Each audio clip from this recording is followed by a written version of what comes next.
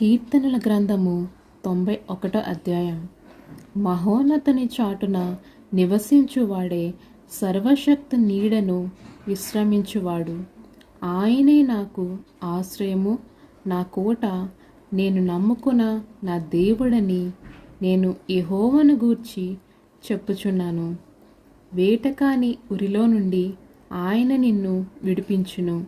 నాశనకరమైన తెగులు రాకుండా నిన్ను రక్షించును.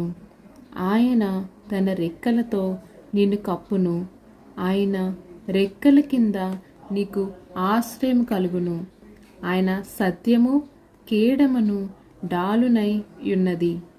రాత్రివేళ కలుగు భయముకైనను, పగటివేళ ఎగురు బాణముకైనను, చీకటిలో సంచరించు తెగులకైనను, మధ్యమందు పాడుచేయు రోగముకైనను నీవు భయపడుకొందువు.